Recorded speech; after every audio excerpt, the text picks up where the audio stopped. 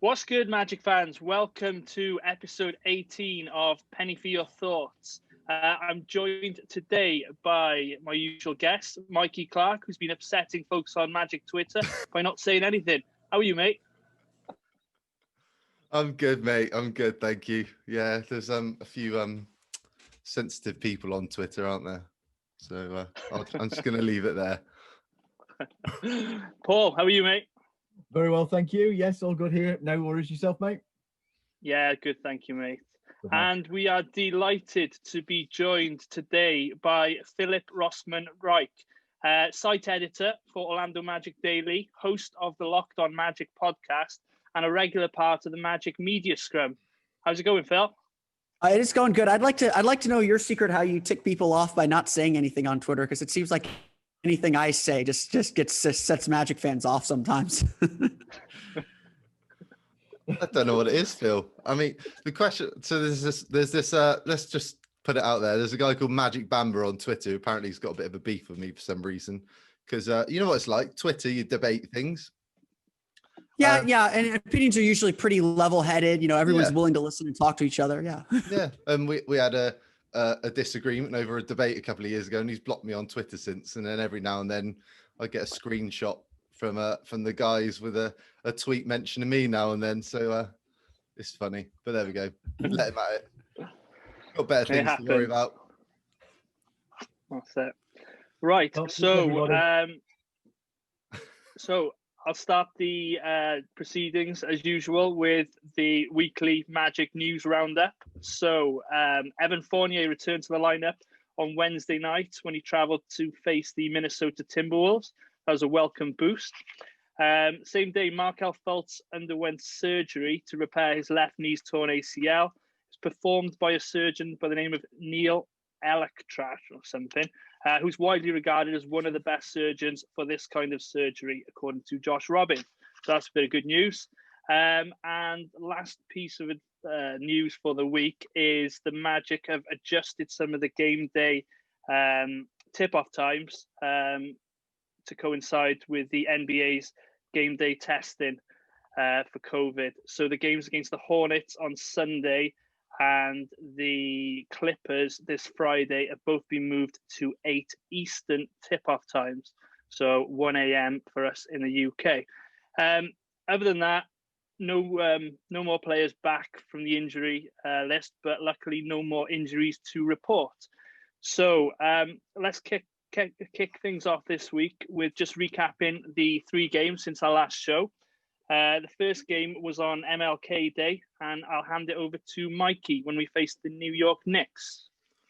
Yeah, so we lost 84-91, which we were pretty excited about because it's the first nice early tip-off we've had in the UK this season at 5 o'clock. So that was really cool. But apart from that, we were frustrated quite early on. The Magic got off to a good start. Vooch scoring the first 9 points, but then the Knicks made life tough for us really on the offensive end for much of the game. We scored 13 points in the first quarter, 25 in the second, and just 16 in the third. And we scored 31% from the field, and that was really the biggest issue, was unable to score the ball and get anything going on the offensive end really. And really we trailed by 12 going into the start of the fourth quarter. And Terence Ross was the biggest factor coming off the bench. He scored 16 of his 19 points. And really got us back in the ball game and made a run down the stretch. And the big play, which I'm sure we all cheered at, was when T. Ross grabbed that loose ball when Ken Birch went up for the tip off and grabbed the ball, and then the shot clock expired, shot in a one-handed 3 to give the Magic a 1-point lead. But then from then on, the Knicks went on an 11-3 run, and we didn't execute well going down the stretch. Couldn't really get key stops. And then I think the biggest costly turnover was Aaron Gordon towards the end of that one. And it's just a frustrating loss, really, wasn't it?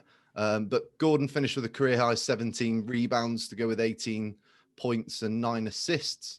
I can't remember if this was this game or it was a Timberwolves game, but he had one of his... He got credited. Was this one. It was this one. He got credited another assist. So actually, he finished... I think it was the Timberwolves game, actually. Oh, really? Okay. Yeah, I think it was the Timberwolves game. I'm sure I saw on the PR account it was the New York game, but oh, maybe it was. Maybe not. I don't know. I gotta move on to the next game after it's over. But yeah, but apart from that, so yeah, AG finished triple double, and it was just really a frustrating night. I think the biggest thing that we'll remember the game for was David, Jeff, and Dante giving us a nice shout out during the halftime break. So we were all happy for them to do that for us. What were your thoughts on the game, Phil? Yeah, it really frustrating afternoon. Obviously, part of me wanted to believe that some of the shooting struggles were a product of it being a noon tip-off. Noon tip-offs are notoriously just bad for shooting.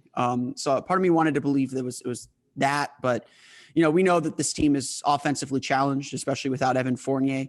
We know that they're going to go through stretches where they don't score, and so what was impressive to me was how the Magic still fought even when they were shooting. I mean, they were hovering around 30% for most of the game.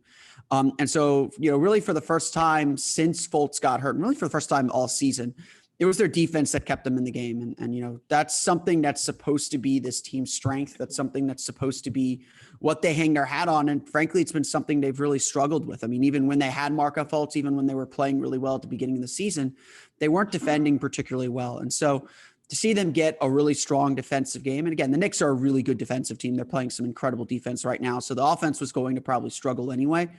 But to see the Magic give themselves a chance to win was a positive sign. But of course, we're not in the business of moral victories here. We're trying to make the playoffs, and these are games you can't get back. And I think that's kind of been the theme of the last 2 weeks is, this team is still trying to figure itself out without Marco Fultz again.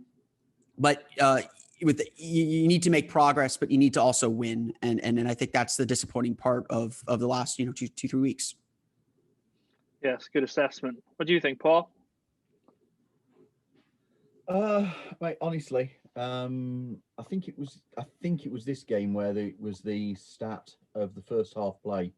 And I think it was this game where Dwayne Bacon and Gary Clark combined for no points, no rebounds, no assists, no blocks, no steals, but a total of 3 fouls.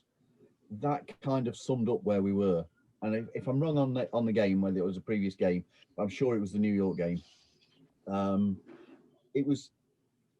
We felt like we were being carried and we never really got going, and we only played that fourth quarter. We played one quarter. The fault laid with ourselves for not playing more quarters. Like Phil says, the Knicks were playing some really, really good defense.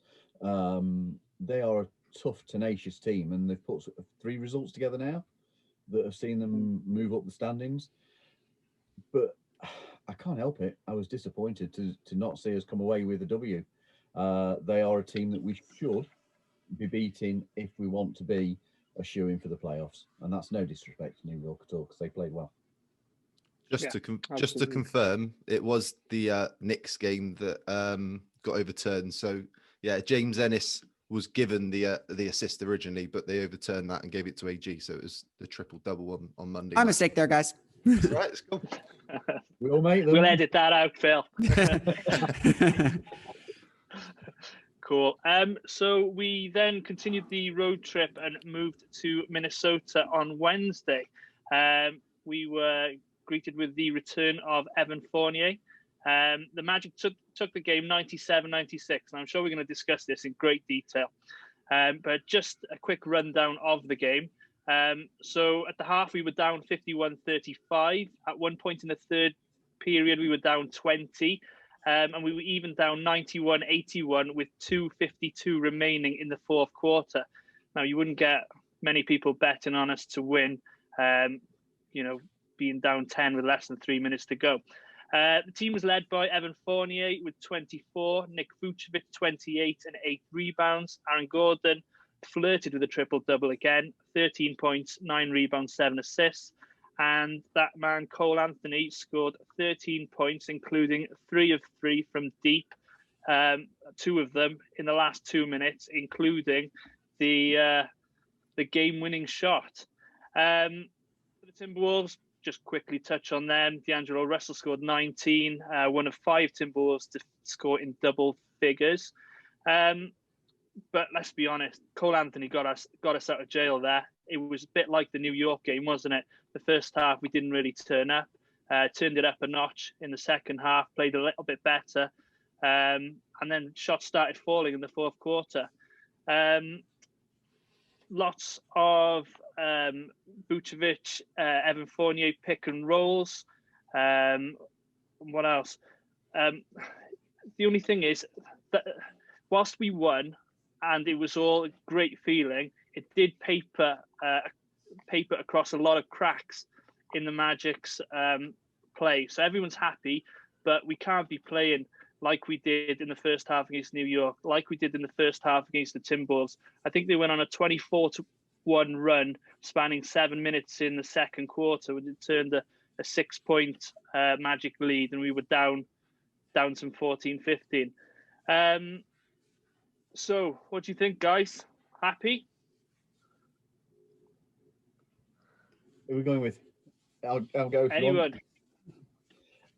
Mate, yes, obviously you're happy. It was a W. We've not seen one for a few days. So yeah, I was up and out of my chair, punching the air. I think the dog nearly soiled the carpet as a result of my loud celebration. But honestly, we were playing the team that has the worst record in the NBA. At that point, we have to be honest and say that we were 20 points down against a team that are struggling. You have to question how we got there. We struggled again from beyond the arc, 10 of 31 in that game, I think it was. By contrast, Minnesota had outscored us again on the 3-point shot. It's happening so often, we have to address that issue. And that was my biggest thing on the night. Yes, the win was great, but it did cover up some failings on that game. And again, it was a 3-point shot. With 10 of 31 it is. It's not, you can't keep doing it. Can't keep doing it. We have to shoot better. Phil? It's not even just that Minnesota's one of the worst records in the NBA. I think the concerning part is that Minnesota also has one of the worst defenses in the NBA. And early on, it looked like the Magic were going to get whatever they wanted, and then they broke the lineup, as Steve Clifford likes to say, and then it just became a huge struggle fest. The team just wasn't able to get itself going, and they didn't find like the pet play that they can go to make sure they got points. It felt like everyone was forcing things, and so it felt like the team was feeling the pressure of the losing streak, and they were trying too hard to get themselves out of it. Again, a 6-game losing streak.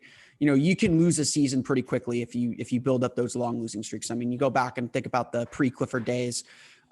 Those teams had multiple 7-8-game losing streaks, and that's how you end up deep in the hole. And the Magic had the fast start; they've kind of spent that all already now, and now they're kind of in the middle of the pack in that early playoff chase as we get to the quarter pole. But this game really felt like it was the Magic needing to kind of let go and play loose again. It just felt like everything was forced, and once they got down in that hole in the second quarter, it seemed like their only way out was to just keep digging, and that only gets you further in the hole. And so they had to kind of figure things out. And so, I did take, the second half as very encouraging. I mean, coming back from 20 points down, I know Coach Clifford likes to say that those leads don't mean much. That's still a really, really big thing. And the Magic showed some grit and determination to get it done. But yeah, no, I agree. The offensive problems are not going away. This team is still going to be subject to quarters like that, especially against better defenses. And so they needed to kind of get out of their own heads a little bit to win this game, but they're going to need a lot more moving forward. You could see the frustration that Vooch was going through, because he really went cold at one point, didn't he?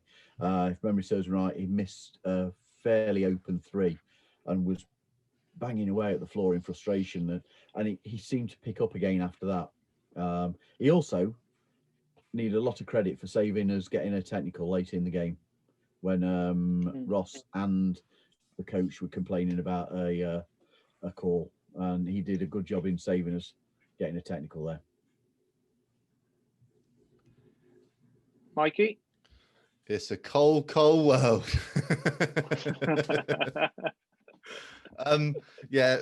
You guys have really touched on most of the points. They obviously struggled in the second quarter, and for me, look, we won the game. We've talked about the main points. I think that sort of performance, that sort of grit and determination to get back into the game, I don't think we would have probably done that a couple of years ago. Maybe before in Steve Clifford's first season, or when this team were trying to figure things out. We've got a bit of resilience about us now, and we've had a lot of things go against us with injuries, and obviously Bamba's been out with COVID and stuff like that. So yeah, things aren't going our way, but they're not giving in. Look, we're only one game under 500, 2 games under 500. So look, there's still plenty to play for yet. It's a bit like a centre forward who's been on a goal drought that needs a goal to get themselves going again. The Magic were a bit like that, trying to snap the losing streak. Was it 6 straight before that? So they're trying to snap that losing streak to get that bad feeling out of the way. And we'll talk about the next game in a minute, but obviously that sort of gave us that good feeling, and hopefully we can build on the last 2 performances. Yeah, one more point. The return of Evan Fournier. He makes such a difference to the offense. You've got somebody on the wing who can put the ball on the floor, make things happen, get the defense to collapse on. How important is he going forward? He's vitally important. I mean, I think you could see even in the Minnesota game, in the moments the Magic were struggling, just how key he is.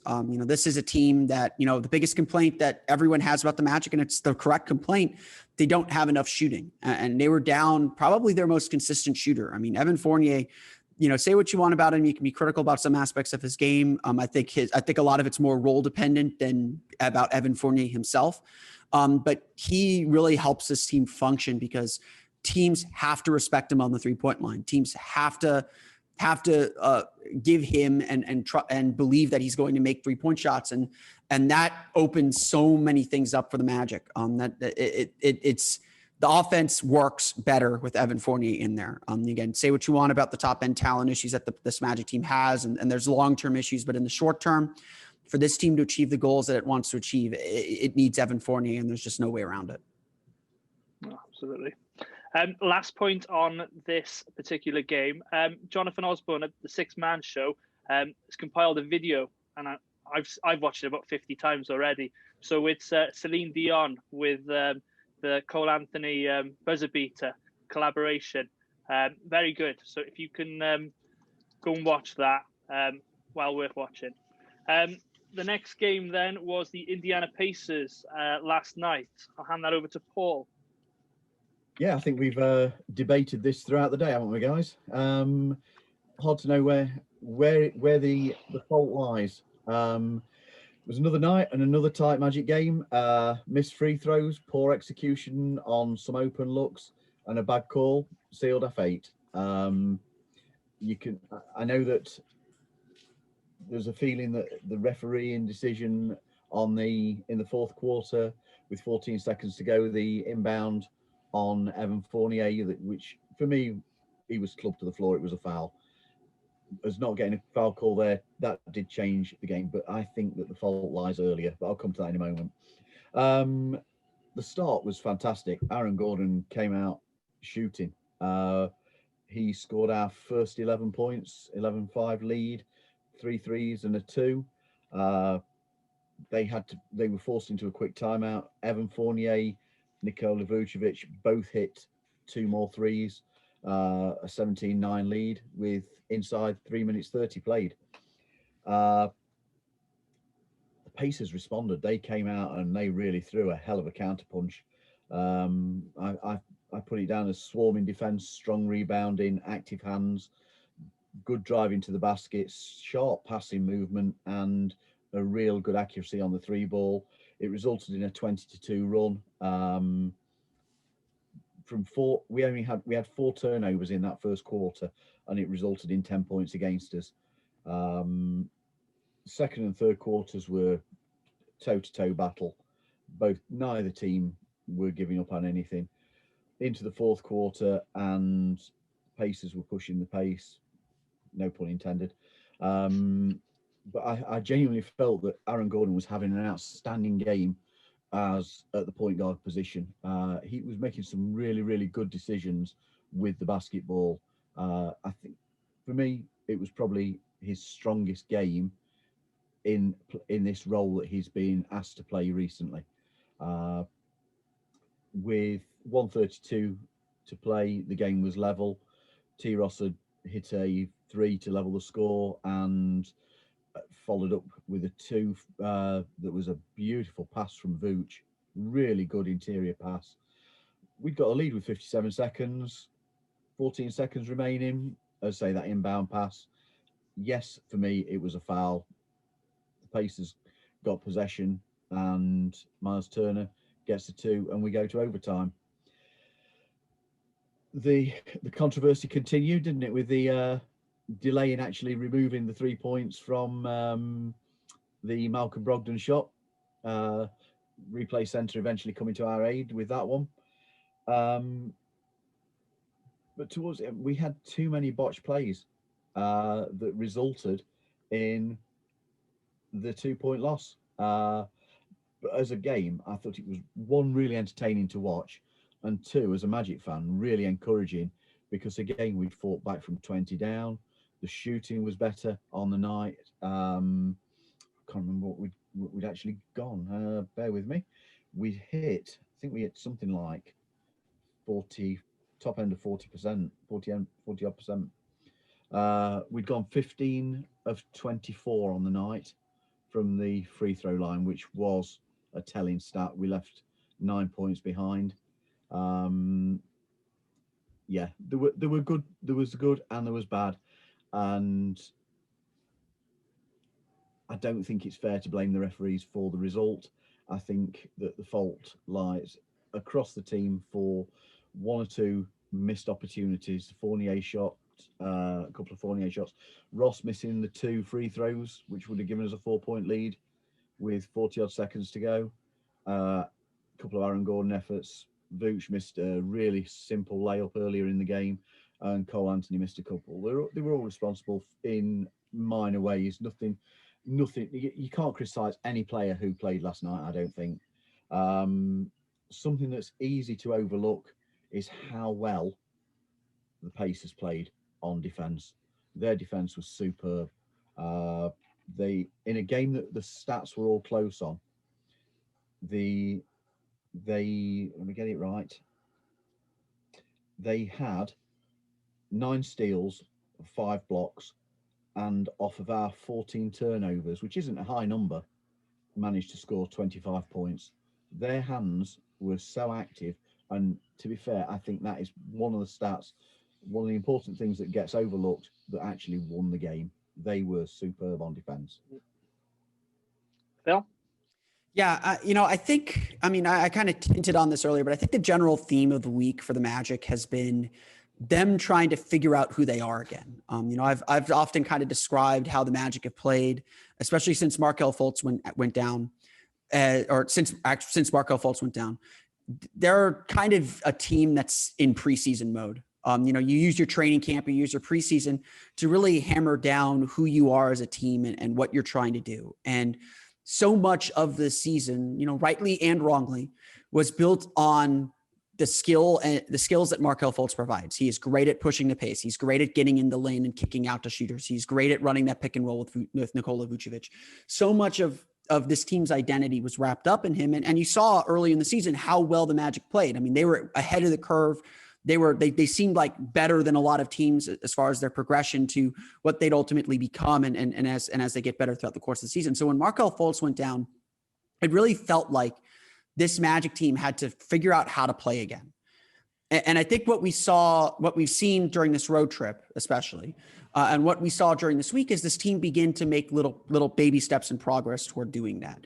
When I think back at Friday's game against the Pacers, the difference to me is, like you said, the Pacers are really good at forcing turnovers and scoring off those turnovers. They're really efficient scoring off turnovers. They're really good at kind of that pick and roll play that Malcolm Brogdon and Domantas Sabonis ran repeatedly over and over again in the fourth quarter and overtime that kind of helped them stay in the game and then eventually take the lead and win the game. The Magic aren't quite there yet. When you get late in games, you have to really rely on what you do best. And right now, the Pacers are a team, they've been together for a long time. They're very comfortable with who they are. We talk about the Magic having the confidence and the ability to rally back. And I think a lot of that is the playoff experience that they've gotten the last 2 years. This Pacers team has it just a step above them. I know Evan Fournier has said, like, pretty much every time the Magic faced the Pacers over the last 2 years, the Pacers are kind of the team that we want to be right now. We want to be a team that's consistently in the playoffs. It's good no matter who's out, who's in the game, and just has a very set identity. Even with a new coach, the Pacers know exactly who they are and what they're good at, and they execute that really, really well. And so when you get late in games, especially, that's when you really have to lean on it. And I thought the Magic's late game execution, both in regulation and in overtime, was not particularly good. They were able to get some shots, they were able to get things going, but it was a lot of kind of stagnant plays. My basketball philosophy is the last 2 minutes of the game shouldn't be any different than the first 46 minutes of the game. And I feel like way too often in the NBA, we see the last 2 minutes of games devolve into like straight pick and rolls and isolation sets. And those are really inefficient, especially for a Magic team like this. I felt like Steve Clifford kind of abandoned his offense a little bit. Not that the Evan Fournier, Nikola Vucevic pick and roll wasn't working, but Indiana made some really nice adjustments on it. And the Magic's offense just got stuck way too often late in that game. And so I think there was a little bit of tactical error made by Steve Clifford. Again, Evan Fournier, Nikola Vucevic, those are your two best players and guys that you trust to make good decisions. But Aaron Gordon was having a really good game. I almost would have rather seen him be the initiator on a pick and roll set, find Evan Fournier on the wing, and then set up a secondary pick and roll that way. Just be a little bit more creative almost. But a lot of that's just experience. Do you trust Aaron Gordon to run the point with 2 minutes left to play? Do you trust him to run a pick and roll? And while he's shown incredible progress and had a great stretch there in the third and fourth quarters, especially, the Magic have also struggled a lot with him as the main initiator. He struggled. He was the point guard essentially when the Magic had the 10-point second quarter at the start of that 24-1 run in Minnesota. He really struggled in the second quarter of this game on Friday to kind of get the Magic into their sets. And they'd often sometimes get into their sets not with like 10 seconds left on the shot clock, which isn't enough time to do anything. So I think the optimist in me says the Magic made some real progress. This was a game that, you feel disappointed that you lost this game because it's a game you should have won. It's a game that both teams felt like they should have won. Again, if Evan Fournier's shot goes in, that shot that went like halfway in, which I didn't think was a great shot, but it's a shot that he can make and clearly almost went in. If that shot goes in, the Magic are up 5 in overtime. We're having a completely different conversation right now. That's the reality of basketball. It's about making and missing shots. But I am still optimistic now. I'm always optimistic, but I'm more hopeful that this team is closer to figuring things out. This would have been a really, really nice win. You can't get this back. And that's something we're probably going to look back at the end of the season and say, this is the stretch of games where we lost some ground that we needed to gain. But this was also the end of the most difficult part of the schedule. So, I'm optimistic that the team is figuring some things out and, looking ahead at what the Magic have before them, I think that the team is in a better spot to handle it and to make their run. Absolutely. Mikey? Yeah, I think Phil makes some great points about the Magic having to rediscover themselves since Fultz has gone. I think there's been a couple of keys this week, really, for me. Aaron Gordon's obviously one of them. He had the triple-double against New York, even though just offensively we didn't have a great game. He nearly had a triple-double on Wednesday against the Timberwolves. I think he was 1 rebound and a couple of assists shy. And last night, exactly the same again. So there's a lot being asked of Aaron Gordon at the moment. And I think he's defending the best guy on the other team. Precisely. We didn't talk about it. His defense on Julius Randle Monday night was incredible. He had that huge block against D'Angelo Russell with 30 seconds left against Minnesota on Wednesday. He is playing really, really well. He had the main assignment on Domantas Sabonis on Friday. And I know Sabonis got close to a triple-double, but he only had 11, 12, 13 points, something like that. Yeah. Gordon is putting in some work defensively right now. Yeah. And I think his competitiveness is keeping us in games. And I think Cole's starting to look a little bit more comfortable out there. He's obviously playing off the ball a little bit more at times, especially when Gordon's on the floor. But he's a really good rebounder, Cole. I think that last night, I think he had a couple of big rebounds down the stretch that sort of that gave us opportunity. I know earlier on, me and G were hotly debating in our WhatsApp group about, was it the referees, was it our execution? And I was, like Phil said, the execution point of view. I actually came close to thinking that you two wouldn't be sitting on this podcast together tonight. It got that heated. and the points I made was Terence Ross had the chance to give us a 2-possession lead with 44 seconds to go when AG had that great outbounds pass down the court, which could have been called what do you call it? What's the word? That's a clear path foul. But he missed one of those, and that sort of kept them in there. Phil's already said it, and we actually talked about this. I thought Fournier didn't need to force that 3 over Miles Turner with 17 seconds to go. I thought you don't need a 3 at that point when you're up by 1. You just need a bucket. So yeah, same sort of thing. We all know that it should have been a foul on Fournier out of bounds. It wasn't given, but we still had our opportunities to take that win. For me, that's on the Magic. That's not the referees. But yeah, that's the way it goes. This is where I was saying about I don't think there's just one single person that's responsible. There was a series of players who made some poor choices on shots. And those are the examples of. And it's a bit like the Timberwolves game on Wednesday. There was a lot of things there that had to go wrong. I think Ross got a 6th foul. Cole checked in, made the 3 to cut the lead down to 2. So it's like Wednesday. Jared Vanderbilt missed 2 free throws that set up Anthony's game-winning shot. Exactly. I mean, so it's the reverse, isn't it, of what happened last night? We missed the free throws, and they took the win. But coming back to last night, one thing I think that really benefited Cole Anthony was playing an annoying guy like TJ McConnell.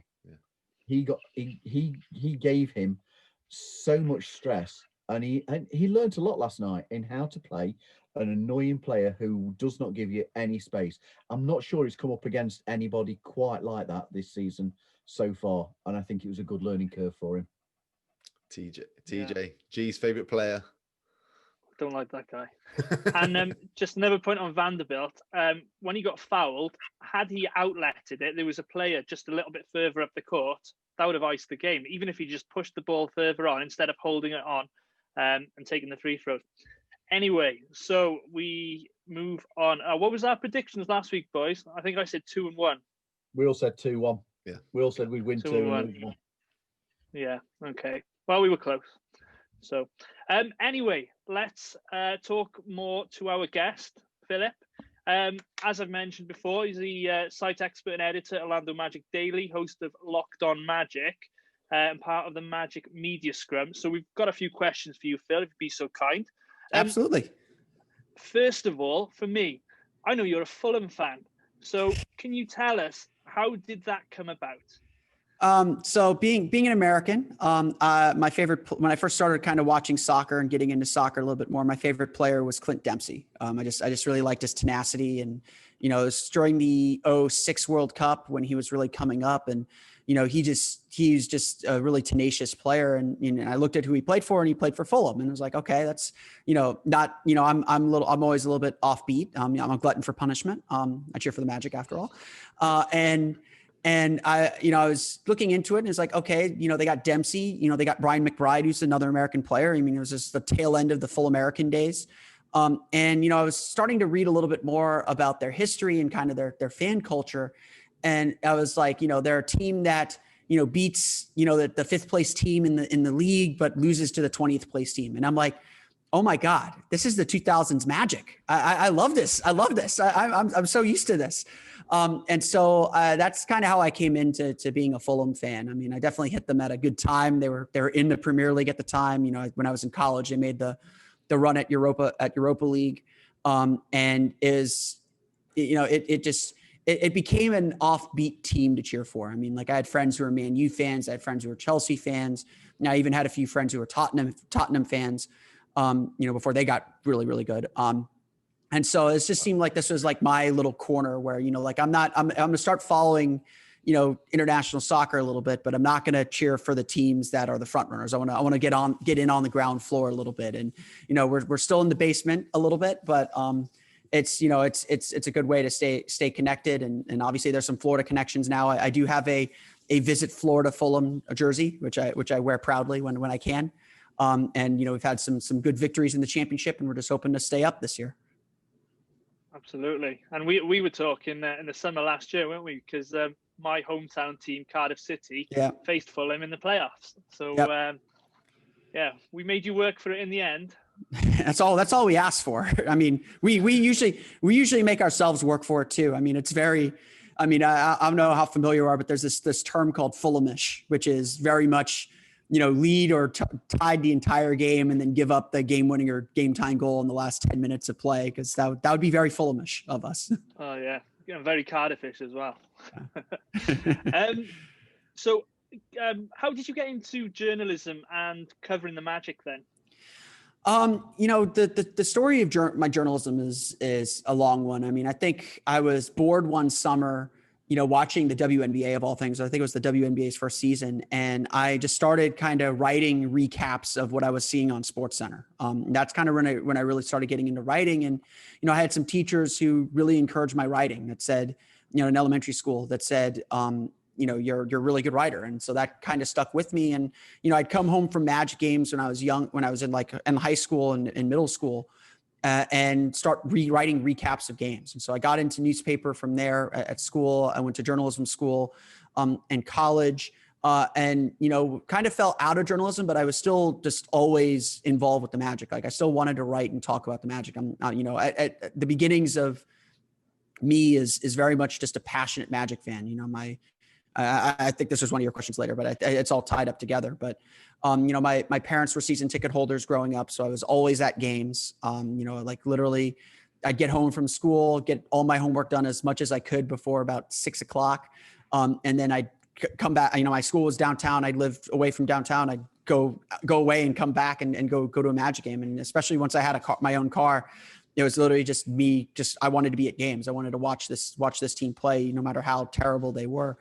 And so I started writing about them, and I got, I started kind of my own offshoot blog just to kind of just get my thoughts down on paper as blogging was becoming like a real kind of organized thing. And then Zach McCann, who is the original editor of Orlando Magic Daily on the True Hoop Network back when it was affiliated with ESPN, we knew each other from a program that I did with the Orlando Sentinel. And he tapped me to say, hey, I'd love some help with this. I know you're a good writer and you're passionate about the team. Do you want to help out? And from there, I just kind of took over. He got a real job and couldn't do it. And so I took over from there. I had some as I was getting involved in the blogger community, they said, hey, you have a credit, they have a seat for you here if you ever wanted to go. And so I got in touch with the Magic at that point. They've always been very good at credentialing kind of non-traditional media. They vet you for sure. They make sure you're on the up and up, but they welcomed me, and I was able to kind of, I guess, live out a little bit of a dream covering the team and add that to whatever I was writing anyway. So, I feel like with my writing, I am trained as a journalist. I still work in media as a TV producer here in Orlando as my day job. But I feel like I come to this from the perspective of a fan, of someone who's passionate about the team. But I write and I report and I cover the team as someone with a journalism background, and hopefully can give the weight of seriousness to something that I think we're all very passionate about. Brilliant. I think Paul's got the next one. Yeah, it relates to the media work, obviously. Just to come back onto your previous point, it shows the importance of a teacher and how teaching can genuinely motivate somebody to a lifestyle. It can be such a positive impact. It's a great story.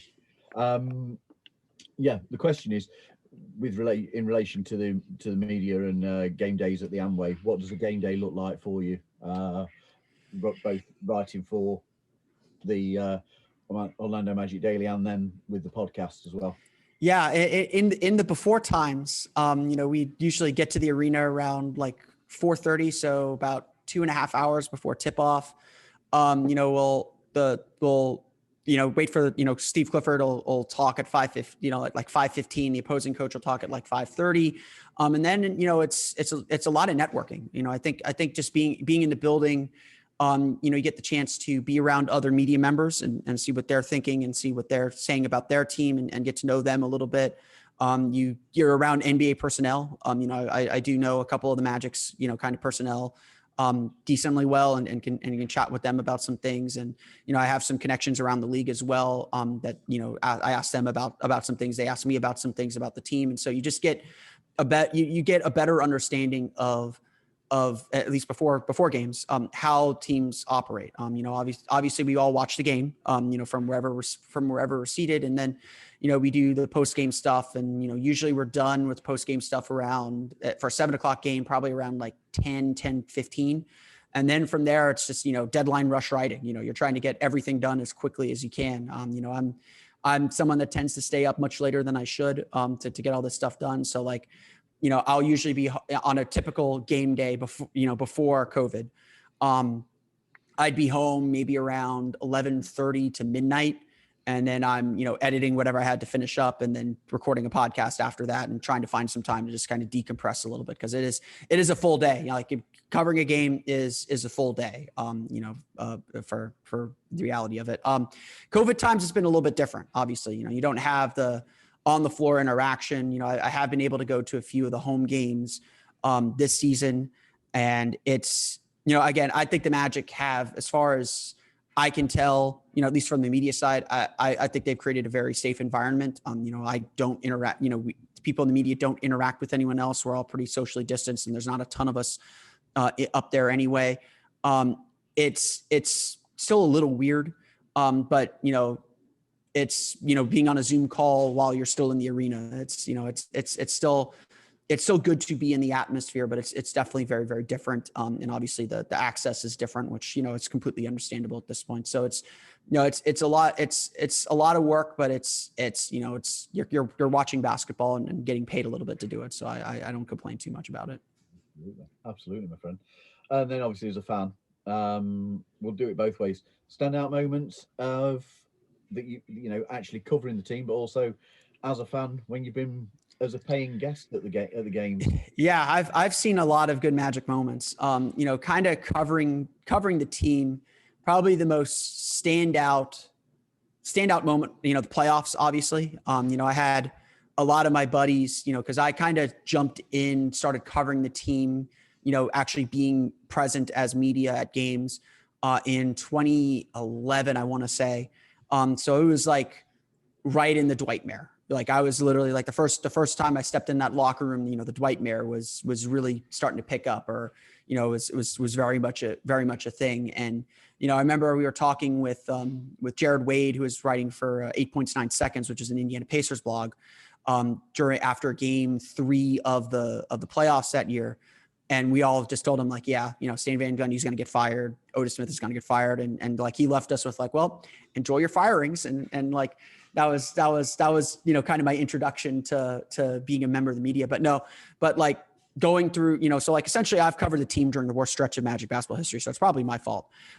So getting back to the playoffs and experiencing the playoffs, again was, and seeing just how hard it is to get there, was really huge. I mean, I would say, being a media member and like, I don't hide that I'm a fan. Like I don't hide that, I want the Magic to do well. I'm a Magic fan. I wouldn't be writing about the Magic as obsessively as I do if I wasn't a fan. I can put that fandom away to write about the team and be a reporter too. But, like I'll admit this, when Cole Anthony hit that shot, like I threw my hat across the room. Like I was excited. Like there's a game we were all covering, the game where Tobias Harris hit the dunk to beat the Oklahoma City Thunder.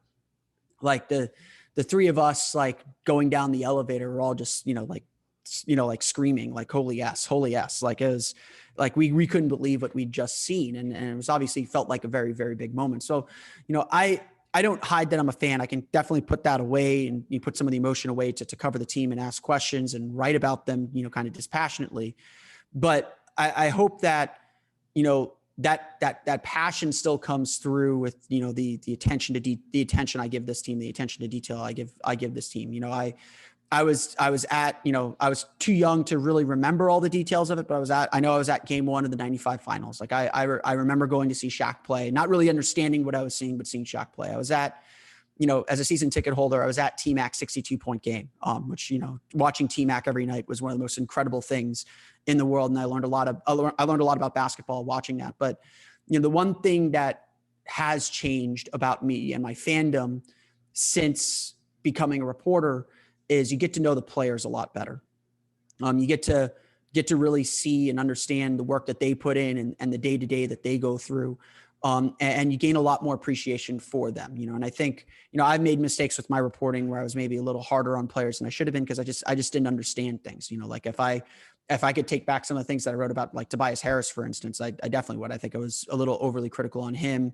You know, even Victor Oladipo, I think there are some things that I probably got wrong about him that, you know, I didn't quite understand, because, you know, some of it might've been, I wasn't ready to say that, you know, the team messed up, which I think they did. So I think I've become a lot more of a fan of the players. You know, I'm still a fan of the team. Don't get me wrong. Like, you know, I still think like this is what the team needs to do. And it's unfortunate that this has to happen, but you know, I think I respect the players a lot more, and you kind of see their humanity a little bit more, which is very easy to do when you're just kind of watching them on TV to forget. You see them as people a lot more when you're around them a lot more. And I'm very happy to have had that experience. Yeah. Gee, what was your standout moment that you've been at? For me, what, in game or just all time? Oh my gosh, in game, I can't think off the top of my head. But my all-time favorite moment is when Nick Anderson hit the 3 against the LA Lakers in 1997 against Shaq's return. That was my first ever game, and you know, I'm not going to lie, I don't like Shaq because of, you know, him leaving. So to have Nick and Penny, Horace Grant, all the guys that he left, beat Shaq on his return, in that atmosphere, you know, I watched on the television, was just fantastic. So yeah, it's that for me. Right. Mikey, what about you in the arena? That's a good question. Me and Becky have been to I think I've told this story before about me and Becky going to watch the Magic and the Heat at the Amway Centre, and we booked taxis after the games. This isn't a good ending, but it's a memorable one that Becky will never forget. And the Magic, I think, were leading by about 7. This is when Oladipo was playing for them. And we had like nearly an hour to wait for our taxi was going to pick us up. And Becky turns around to me and goes, "Oh, we've got ages to wait before we have to go get picked up." And the Magic are about to finish the game. Anyway, the Magic turned the ball over. Miami tied the game up. It went to overtime and Orlando lost. And I turned around to her and said, "Don't ever say that again." But yeah, so that was memorable, but not my favorite. I have to say, I don't know what Phil's opinion is on this, but the playoff trip that we all went to in 2019, that arena in game 3 was probably the loudest atmosphere I've been to at a Magic game. And it was just, you guys know, I didn't have a voice the next day. I couldn't even talk to my wife on the phone. It was ruined. Was that the loudest you've heard the Amway, Phil?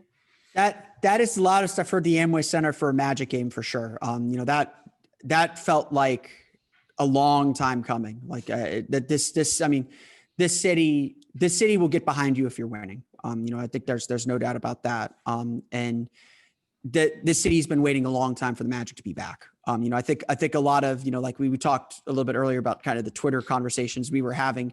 You know, I think a lot of what we're talking about on Twitter with a lot of people is all coming from a really, really good place. People want to see this team do well and want to see this team take that next step, and getting to the playoffs, just being back and relevant was such a big deal for so many people and for this fan base. And yeah, no, that is the loudest I've ever heard that building for a Magic game. Like it was just 7 years of pent up frustration, just kind of being released. And, you know, the Magic played really, really well in that game. You know, again, I know the Raptors won the game, but it was tight throughout the whole game. The Magic had their chances and did a lot of really good things in that game. And, you know, I know players said after the season ended, like the most disappointing part of that season, which was such a big breakthrough season for them, most disappointing part of that season was they couldn't get a playoff win for the home fans. And I know especially like Vooch, Evan, and Aaron, like that's something they desperately want. They want to be able to win on their floor in front of the fans for sticking with them for as long as they have. That's cool. Yeah. Going back to your question, Paul, I've had a think. I probably got two moments. So one was in 2007. I think it was Game 5 at the old arena, or the TD Waterhouse Centre as it was at that time. Was it the Amway Arena? I can't remember. It's changed so many times, doesn't it? You can call it the Orlando Arena. That's what it's called in posterity. Yeah. We played the Toronto Raptors, and it was the first playoff series win in a very long time. It was Game 5 against the Raptors before we then bowed out to the Detroit Pistons. It was either that, or I think I went on a trip in 2013-14, and it was a game against the then, I think it was the Charlotte Bobcats, and Aaron Aflalo hit a 3 to force overtime. Now, given it's a regular season game, but you're in the lower bowl, he hits a 3. Everyone's on their feet, and then we go on and win in overtime. It's just a magical feeling, isn't it? Right, that's where for me, it kind of ties in with the Cole Anthony thing this week. The buzzer beater finish. I've been fortunate enough to be in the Amway for 2 of those. The Vooch 3 against the Lakers in 2015, which was brilliant because where we were sat, we were surrounded by Lakers fans. So that was a superb moment to be able to jump up and give it some real celebration.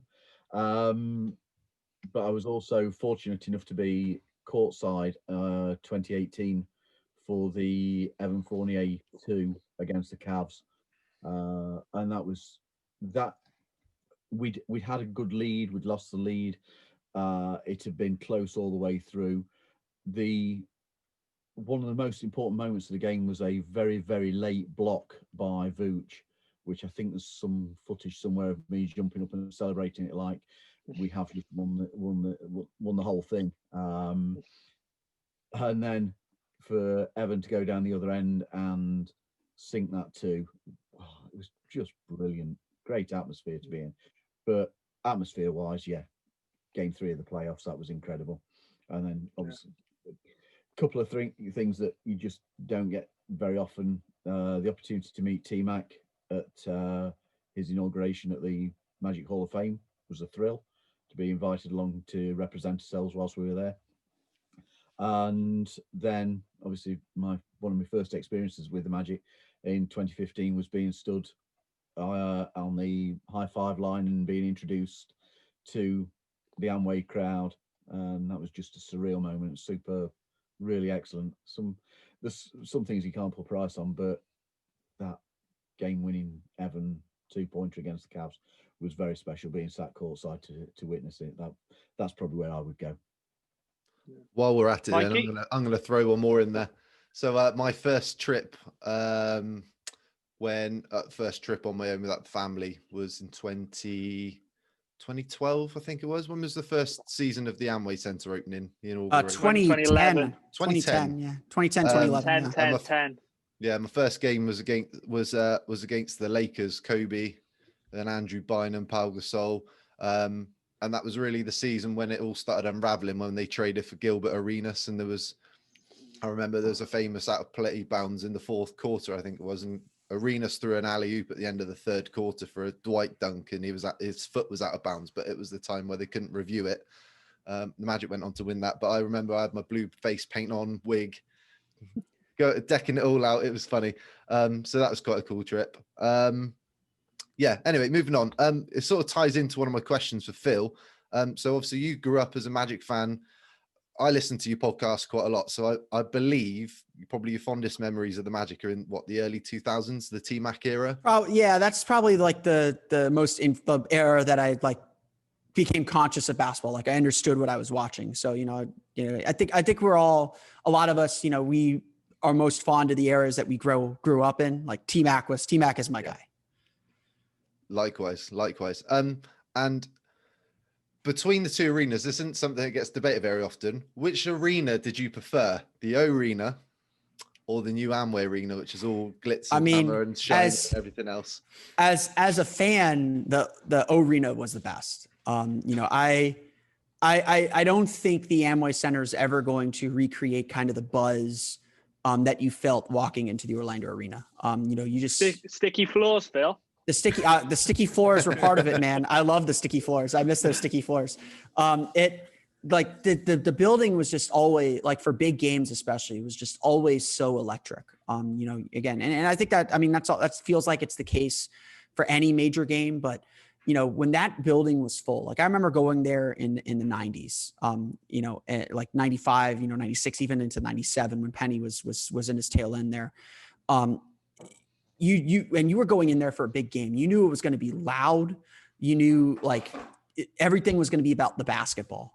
At the end of the day, I love the Amway Center. I think it is a great building. It's a modern building, but that building is not built to trap noise in. That building has so many different things to distract you from watching the game. And I like going to stadiums, but I like watching games too. And it's not like the game watching experience is bad at the Amway Center. I think they do a great job with it.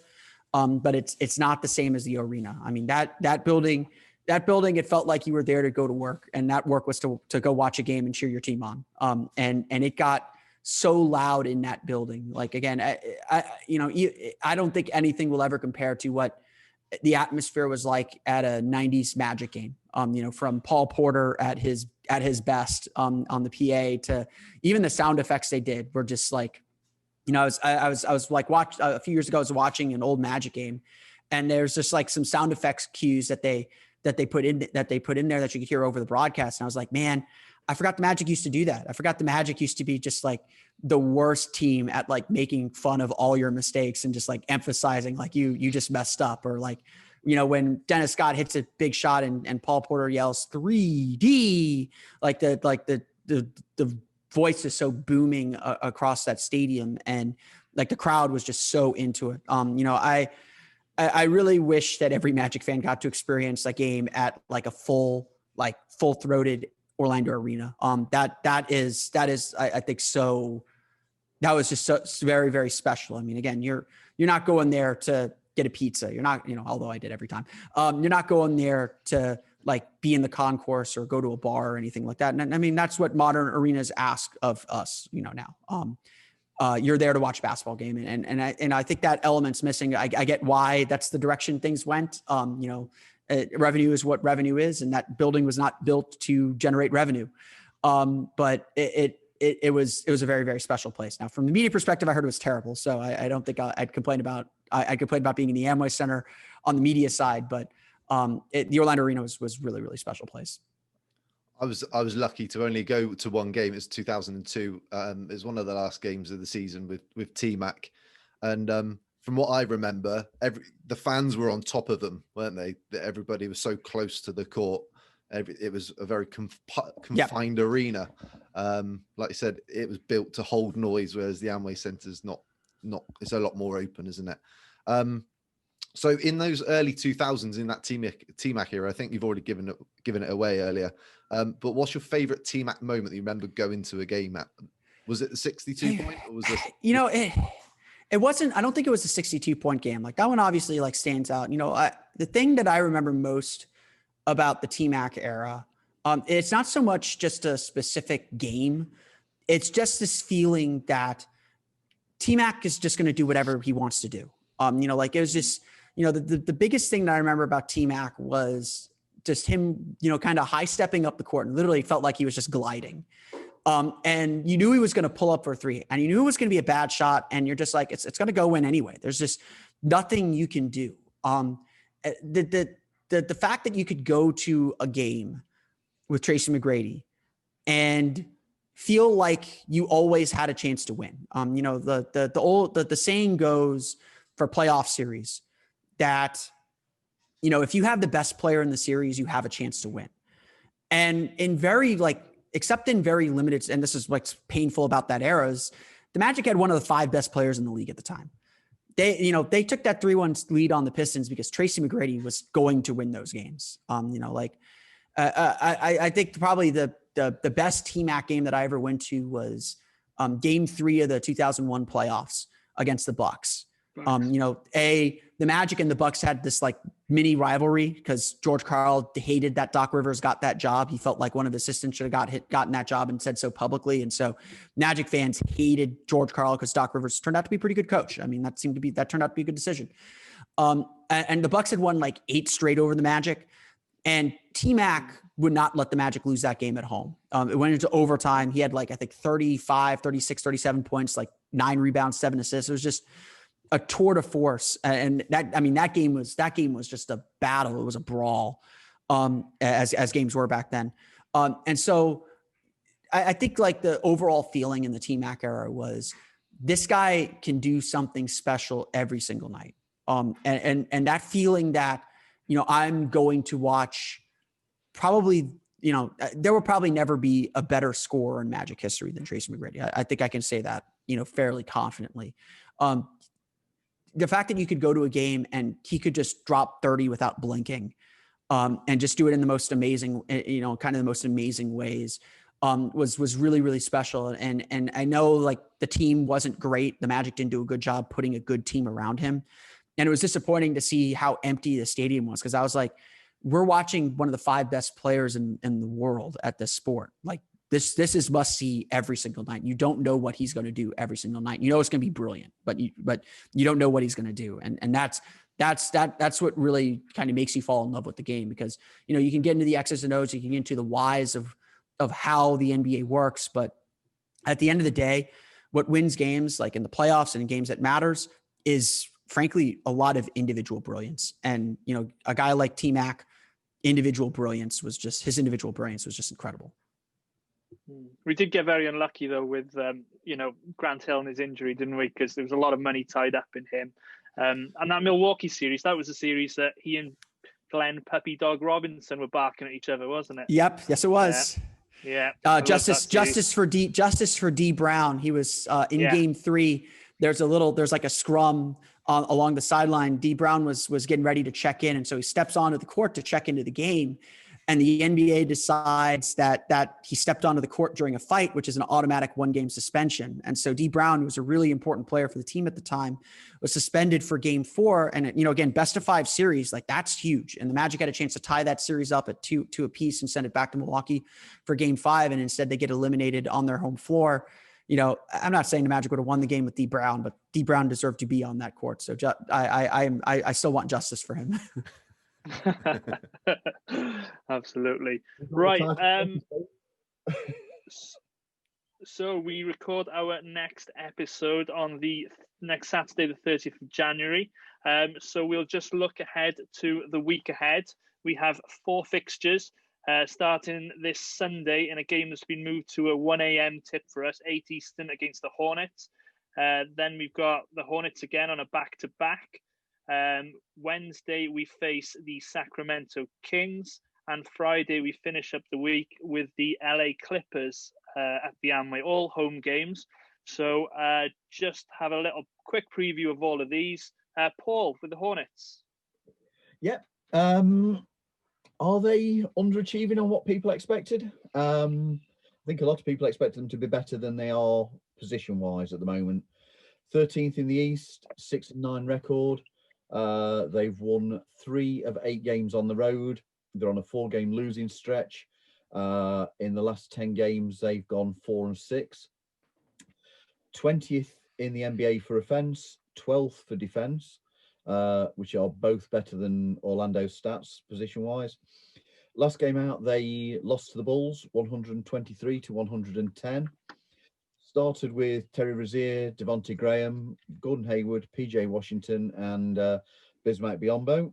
Second unit comprises of Miles Bridges, Caleb Martin, LaMelo Ball, Cody Zeller, and then they've also got Jalen McDaniels and Malik Monk who can feature. So really, they've got some depth. They've got some decent players there. They have absolutely no injury concerns, according to ESPN. They're shooting 44.8% from the field, which is 2% better than Orlando, and 35.8% from beyond the arc, which is 3% better. They do foul and turn the ball over at a higher rate than us, but they do have very, very active hands on the defensive end, rating very highly for blocks and steals. We've won the last 4 encounters, and obviously we met pre-season where we split it 1-1. We'll need to work against Razier, Graham, and Hayward to get a win. But Vooch, I know his figures don't actually stand up as being a team he plays brilliantly against, but he's got a chance of doing something really, really big against Charlotte in these 2 games. I know that Steve Clifford's on record as saying it's difficult to beat the same team on a back-to-back. So we'll see. But I think we've got a good chance in this one, especially if we can bring the intensity that we brought against Indiana to these fixtures. Cool. Thank you for that. So that's 2 games against the Hornets. So the next game then after that is on Wednesday night for us against the Sacramento Kings. Now, the Sacramento Kings are actually off until that time because they've got 2 games with Memphis that was scheduled for Monday, Tuesday that have been postponed due to COVID protocols. So looking at the Kings, they sit at 6-10, good for 12th in the West. They're coming off a 103-94 win against the New York Knicks last night. De'Aaron Fox, 22.7 assists. Harrison Barnes flirted with the triple-double, 21, 8, and 7. Other notables, Tyrese Halliburton, 16 and 5. He was, of course, drafted 12th and is, from looking at what the Sacramento Kings fans are saying, they seem to think he's been the steal of the draft. We could have something to say about that with Cole Anthony.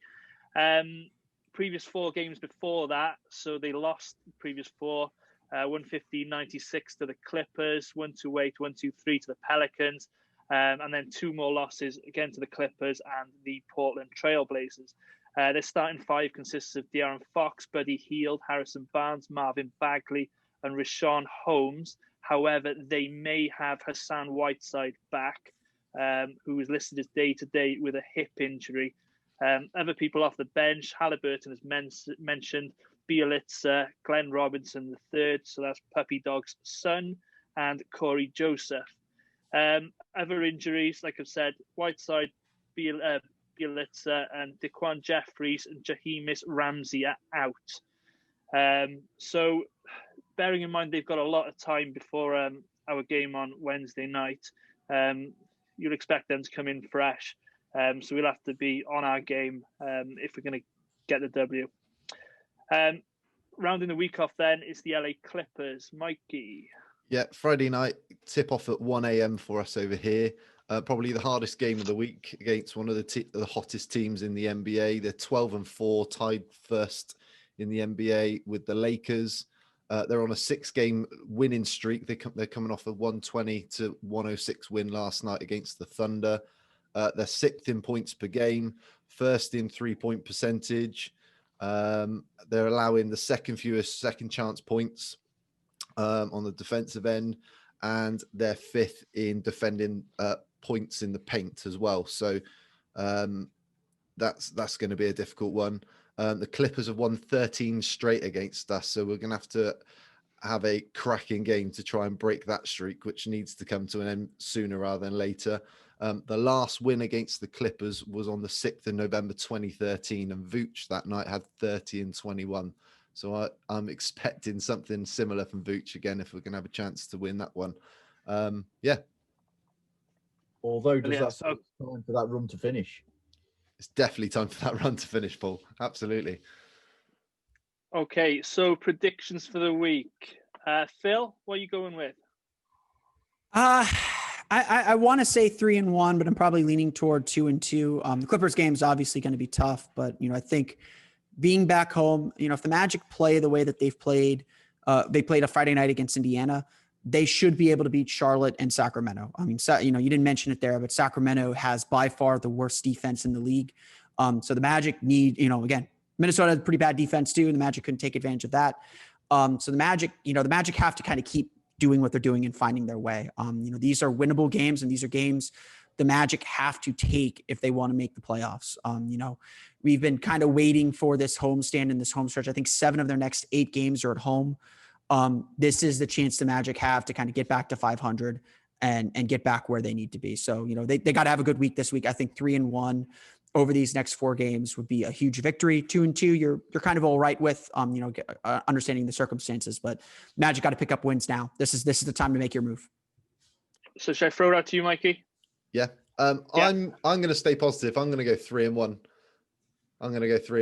I just think after the last 2 games, there's a bit more feel-good feeling about the team again. We've got a little bit more about us. We look a bit more.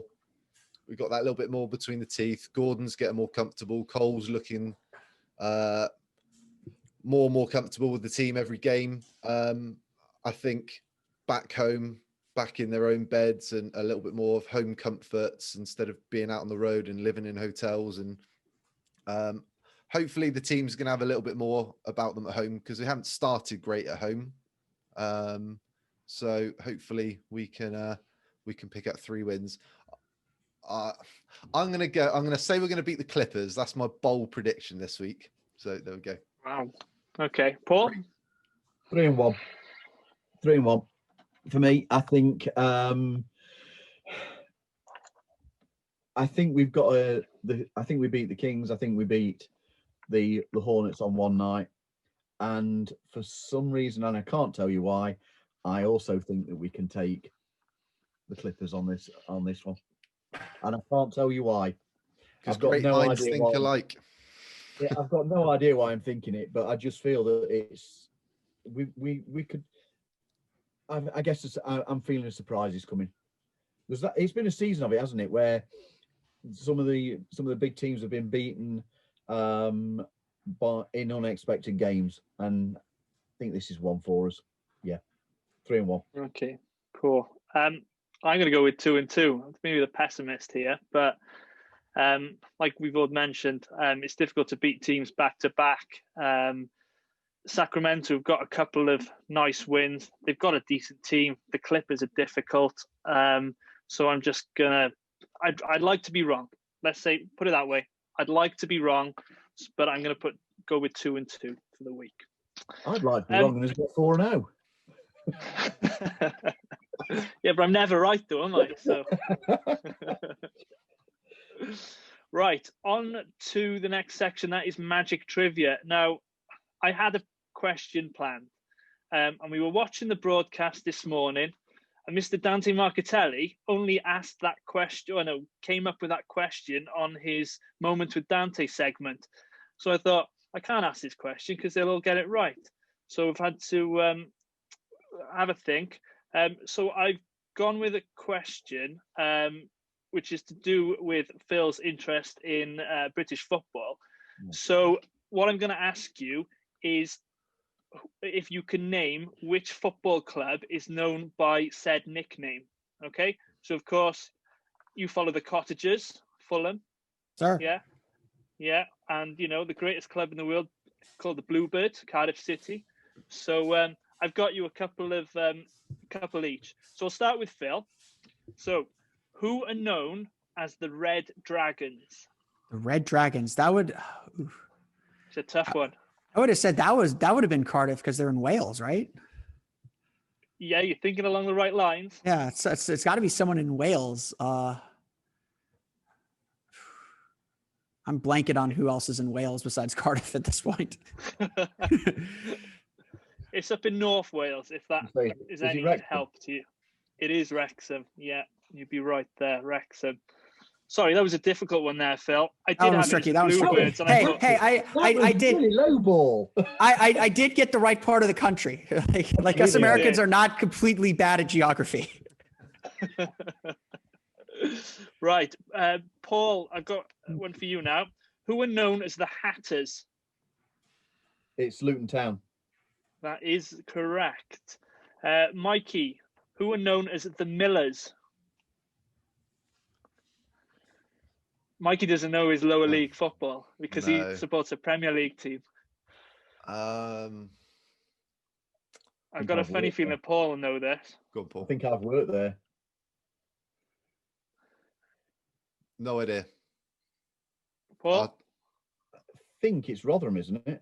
It is Rotherham United. Okay, so I'm 3 for 3 on the grounds that I've worked at as well so far. All right, one for Phil. Who are known as the Tangerines? The Tangerines. Very, very They've been Orlando. Very Orlando centric of you there to go with the Tangerines. You've got to, haven't you? And Yeah. they've been in the Premier League Okay. in the last 10 I'm years. trying to think. In the last 10 years. Oh, that narrows it down. I'm blanking. I don't know the nicknames as well as I should. No, do you want any help from the boys? I'll take this one. I think. Shout out to Luke. Is it Blackpool? Blackpool is correct. There you go. Okay. Yeah. I'd still go with them as Seasiders. That's what you always hear them chanting. Yeah, but they're the only team that wear orange, aren't they? Hmm. Can you think of any other teams that wear orange? Or tangerine? The Netherlands. That's a good point. There we go. 1 point for Phil. Right. I've kicked it up a notch because I thought the others were easy for the boys. So for Paul, who are known as the Vikings? You're making these up now, aren't you? I'm not. I'll be honest with you, mate. I have never heard that nickname. And it's somewhere just near where you live. Really? I think. Well, I was going to go more Darlington direction. Ooh, it starts with the right letter. I think they're in League One now. Starts with a D. League One. It's not Derby County, is it? Sorry. No.